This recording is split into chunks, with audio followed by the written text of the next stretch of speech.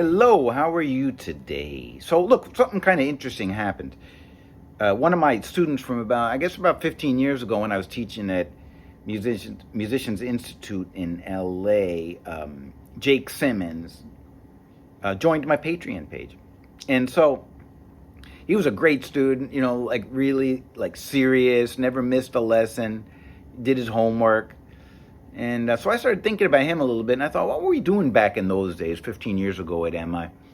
And so I realized that I was having him play a lot of scales. We just did a lot of scale workouts together, what I call a scale workout. And so I thought I would dedicate a lesson to that, maybe more if people think that it's worthwhile to do more of these.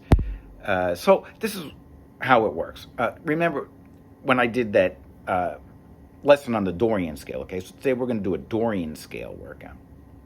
So in that first lesson, you'll recall we just played over one chord vamps. So countless bars of in minor 7 chord, and we just played as many scale patterns as we could. And when we did that, we thought about the 3 minor pentatonic scales that we can use on the root, the 2nd, and the 5th. And then we also played the 3 major triad arpeggios that will work over that chord. Okay, that's basically how we did it. And of course, the scale itself. And the goal of doing that is just so that you develop an intuition for playing the scale. You learn the sound of it, and then you also learn the scale patterns, okay? So that's really what we were shooting for in that lesson. But honestly, you're never going to get to play over a 1-chord vamp, ever. I don't know, I can't think. Can you think of any songs that you just get to play over a one chord? There isn't really any, right? Not that I can think of anyways. So, especially with modal music, there's going to be at least a couple chords, and you have to match up the scales for those chords. So today we're just going to take 2 minor chords, and we're going to use 2 different Dorian scales over those 2 chords, right? So we're going to play over A minor 7 and C minor 7. Now, the point when you do this, because you could try to come up with some of your own too, is that you don't want those chords to be related, meaning you don't want them to come from one key. So if I said A minor and B minor, that would pose a little bit of a problem. Well, not really a problem, but they would both be from G major. That would be the 2-chord and the 3-chord in G major, right? Which means that A Dorian scale is really the best scale for the B minor chord too, because they're friends, right? They come from that same scale, really. And it will sound weird if you all of a sudden try to change modes for the 2nd chord. You could try it if you want. There's probably some people that can do it, but it's not really the best choice for playing modal scales, right? You want the chords to be unrelated. So in this case, generally speaking, chords that are a minor 3rd apart or a major 3rd apart are not going to be in the same key. So in this case, A minor and C minor are a minor 3rd apart, and so we have to change scales. All right, so now when we do this, the first trick is that you want to play over the bar line, meaning you don't want to stop at the end of the A minor and then start again like after the C minor starts. You want to try to land on a chord tone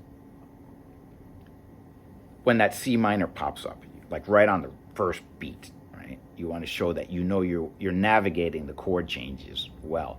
You don't have to do it all the time.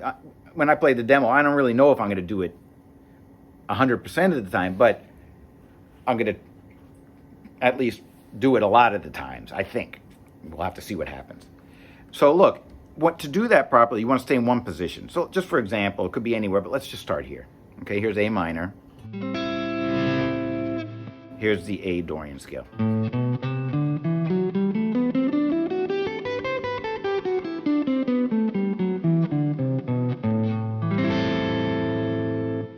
The next chord is going to be C minor.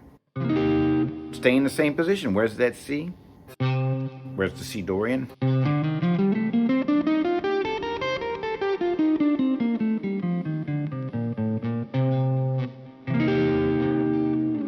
Now, like I said, you want to try to get a chord tone. So generally when I'm playing, I see the chords, there's different ones, right? So, but if I see C minor like this, I sort of know where the chord tones are going to be. So I generally can see like the chords right on top of the scales. And that helps me find the chord tones. So, for instance, if I play this C minor, that's going to be a chord tone, because it's in the chord, right? So that's the flat 7. So maybe I'm going to shoot for that, for example. Now, I'm going to play Dorian, and when it gets sort of, measure it before the chord changes, I'm going to think about what note I want to play and play the previous scale, that A minor scale, in, the notes right near where the note that I'm targeting so I can grab it easily. So, for example,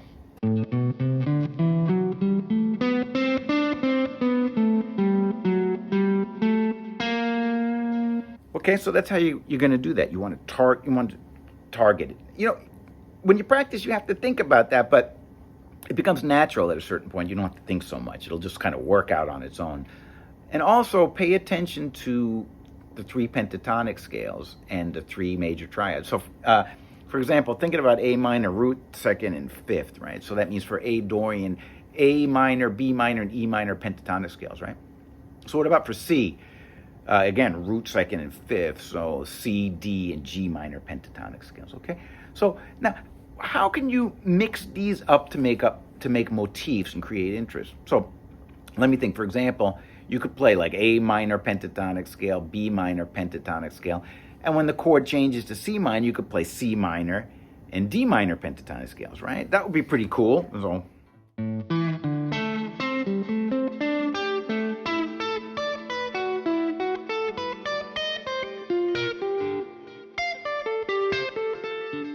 something like that, and just going up, playing all those minor pentatonic scales that are close to each other. Same with triads. So for A minor, you got a G, a C, and a D triad. And for C minor, you got a B flat, an E flat, and an F triad, which means, how could we do that? Maybe we play C major, D major, and then E flat major. I'm just giving examples here.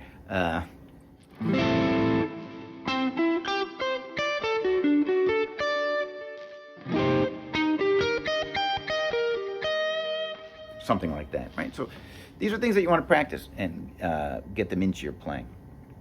Okay, so now, if you can make your own tracks, of course, but if you want this backing track,